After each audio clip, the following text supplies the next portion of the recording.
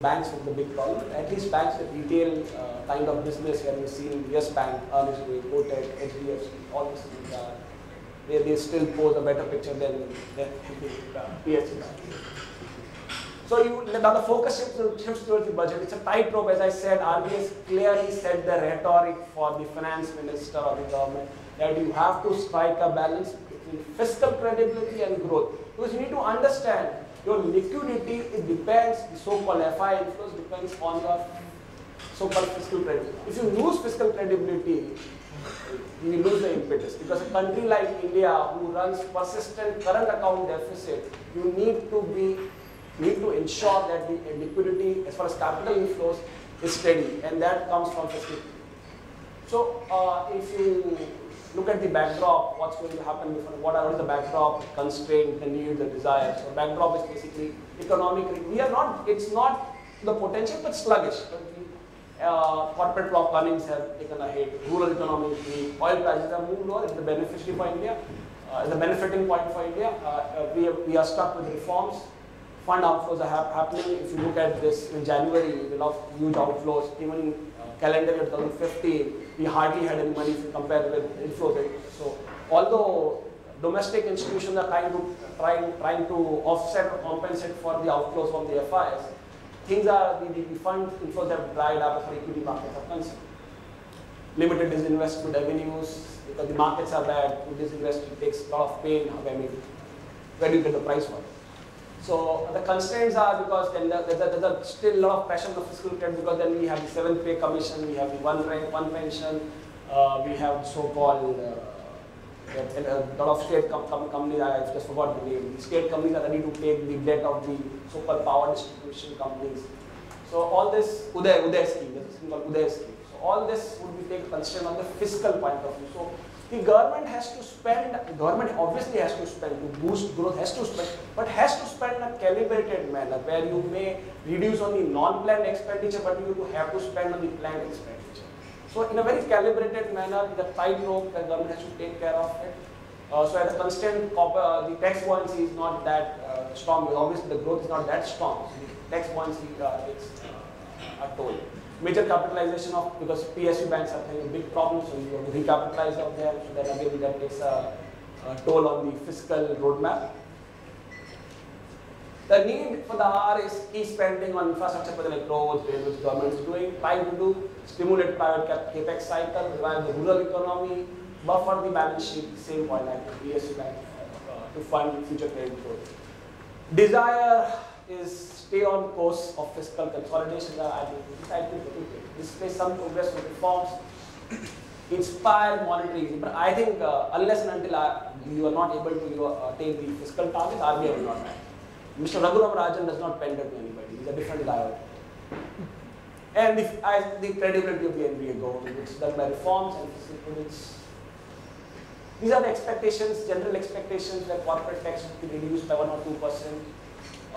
We can move in line with GST, where so you may see kind of change in the indirect tax regime where your service tax can be moved higher because finally you take care of the fiscal prudence. Custom duty can be increased, rural spending, rather than focus on rural spending, higher allocation on road development, railways, defense, disinvestment. The situation is challenging, but can try to do something where they divest some stake in PSUs, spectrum sale. Key reforms, GST, bankruptcy code, make in India, smart cities, recapitalization of bank, friendly tax regime for startup. They are focusing on startups, so I think the thing will come on the fiscal deficit target in 18, because I said that a lot of schemes are being announced by the government. And if you don't have tax buoyancy on the direct and the indirect side, I think they have to be realistic because now from, I think FY14 our fiscal deficit was 4.1%. And for this year, the target is 3.9%. I think they're going to slightly or attain or slightly miss the target when they attain the deficit of 4%. But eventually, it will be realistic, and I think that for FY17, their target is 3.5%. I think they'll revise it. So they will revise it, it will come to 3.7 or 3. It will be between 3.7 to 3.5%. So as I said, they can get the max right. So for this, target is 3.9%. What they're going to do is basically they're going to reduce on the non-planned expenditure, which is subsidies. Subsidy part, fertilizer subsidy, food subsidy, all this.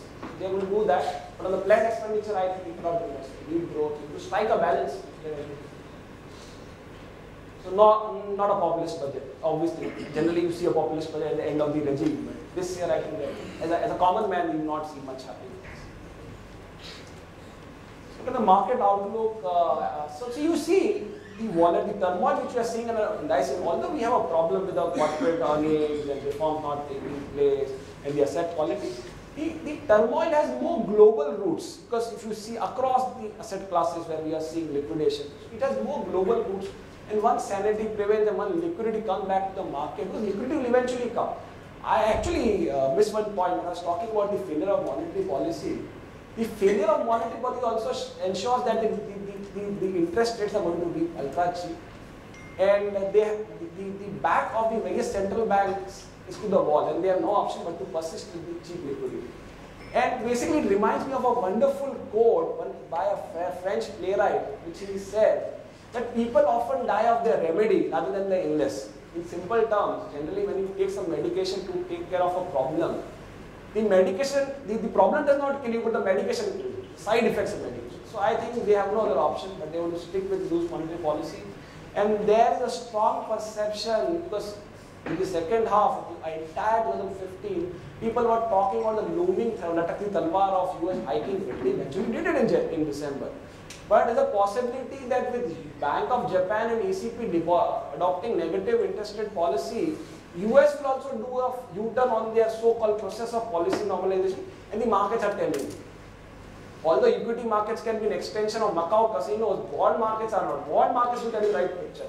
Because bond markets, a few months back or 3 months back, your US 10-year bond yield used to trade at 2.1 to 2.2%. It has come down to 1.7%. In fact, few days back it came down to as low as 1.5%. That is telling you. And even the dollar is telling you, because the dollar index was trading at 9900, it has come down to 96%. It can go as 94, 93, whatever it can happen. It is telling you that US is going to do a U-turn. Either they want to adopt a long pause before the next rate hike, which they are not going to do, or they want to do a U-turn. So that is a positive for emerging markets like India. So the corporate earnings, I frankly tell you, I don't know where it is going to rebound. The softness or the moderation in interest rate trajectory should actually should help, but there's a lag effect. But whenever they rebound, our sense is that the earnings will grow at 70-20%, a big impact in the market. I think there's a lag of quarter or two. I think we have to wait for 2 quarters, and then we'll see impact. So, in a nutshell, I clearly admit there's a lot of pain in the market. But I'll tell you why. It's a big opportunity, because I understand that good quality large cap stocks, they generally form a bottom much before the market should be. So the discount season is wide enough. You're going to see a pain for next 3 months. It seems. We also do not rule out this repeat of the cliche called sell in May and stay away. That is going to happen. But eventually, if you look at a longer term perspective, I think the brilliant opportunity for savvy investors going to accumulate good stocks at lower levels is going to be a discount season. It's going to be a discount season. So market valuation perspective, if you look at, although we are expensive than the emerging market, but it is quite fair enough, because you consider our macroeconomic fundamental profile, we are much better off than other economies. So definitely we are expensive, but if you look at our historical standards, we are moving lower. So from that perspective, we are cheaper. From the emerging markets, we are very expensive. Anybody knows that FI has been selling. Now this year they have sold 2.2 billion. In 2015 we had 3.3 billion. If you compare with 2014, 16 billion. So there has been moderation in the FI inflows, and thanks to DIs, they are the real save. They're taking care of it. And we've seen persistent inflows. In fact, the inflows into equity mutual funds in the last 19 months is higher than the combined inflows in the last 10 years. So that is true. See, we are betting on, again, so although FI inflows will take time, but we are betting on households, because you see there's been a lot of under ownership of equity. The retail participation is still there. Although now what's happening in the trend, if people are not directly taking exposure to equity, they are doing mutual funds. That's why you see a lot of inflows in mutual funds. So we are seeing domestic institutions taking a huge role in as far as supporting the markets and taking the markets forward. We also see a lot of retail guys increasing their stake because at the current juncture, if you compare the global standards or the other asset classes, they're not under ownership and eventually will move higher. Because if you see vis-a-vis other asset classes, equity is still a better option in longer term perspective, longer term CAGR growth rate picture. Equity is still compelling property, as we know the real estate markets and becoming liquid. They're not doing the same where it used to do, where every Tom, Dick, Harry used to make money in the real estate market. Things are not the same. And with the interest rates softening, the debt markets are also not that great. So now this is not my projection, this is a rationale. If we maintain the status quo vis-a-vis the global markets, and suppose we are growing at 7.5%, that is the real GDP growth. But if you look at nominal GDP growth, let's take inflation 5%. So if we grow 12 or 13%, our GDP, which is at 2 trillion, should be 3.4x of the current level. I think we should be go by 6.5, 6.8. And your corporate earnings generally exceed the growth rate of which we see in the GDP. So if 2 trillion becomes 6.5, 6.8 trillion in 2026, your corporate earnings should improve and actually your Nifty should go down 30,000. It's not a forecast, it's a rationale. So, but then as I said, you always need to back a rationale. So when you allot money to any asset class, you need to have a rationale behind it. So that rationale is not unrealistic, but then you assume because the markets are very futuristic. I don't know what's going to happen 3 years later. Maybe you see a world war also. So that can change the complete scenario. But concerning the current scenario, ceteris paribus, the Latin term, other things remain constant. I think the rationale is still intact and we can go as I said, 10 years down the line. So our house says, sector-wise, our view is like autos, we are still positive. We see there's some improvement in the car because financial, we are positive. The retail people who have exposure to retail banking, I kind of think where HDFC comes into the picture or Kotak comes into the picture. Yes, bank, retail oriented. Pharma, we are positive. Valuations have corrected across the spectrum. Earnings to revive as several companies reported growing ex-US, excluding US cases. So that would be the positive. Power sector, we see a lot of traction happening in the renewable segment. Availability of coal is improved. So all this power LCD is going to do well. Infrastructure, as you mentioned, government focus is there. Order inflow has been strong. Execution remains the key though. So the bet is on the execution. A lot of announcements have happened, but I think eventually the government focus will stick. IT weaker, rupee. See, our take on currency is that rupee can weaken this 70 because there are a lot of cross-currency implications and markets are still waiting and with the commodity prices going lower. I think it will pay a price with what's happening with the global. Although may not do 70, I think the range will be 60 or 70, that is benefiting IT companies. So that it's a big tailwind and I think it's a good defensive play for IT.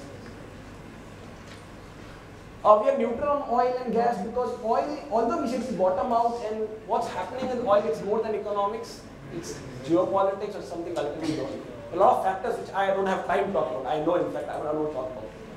So we are neutral. The volatility is a big uncertainty, but as far as your gas sector is good because GRMs are likely to remain strong because of the margins.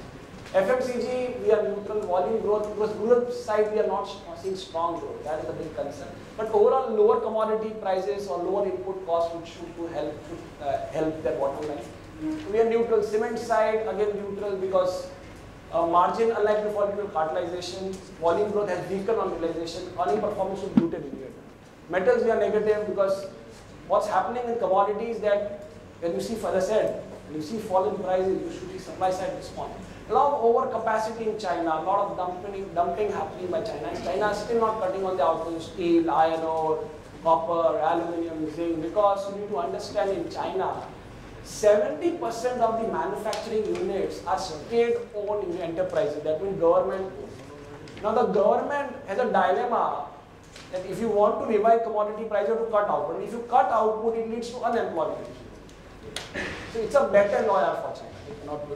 But I think time will, sanity will prevail. Eventually, I think commodity is a gain. I think the second half we will see revival commodity. I see oil prices moving, not now. In the second half, post-June, when OPEC actually acts. Because what is OPEC doing is simply symbolic move that we want to do, we want to feel, but they are not cutting off. There is overcapacity, oversupply is the concern. So,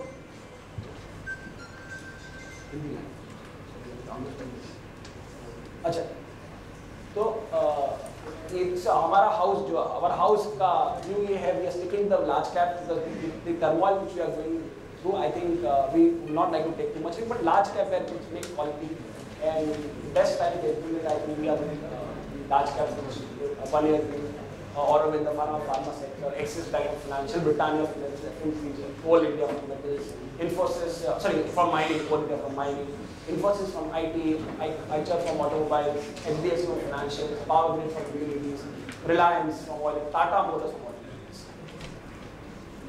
That's it from my side. Thank you.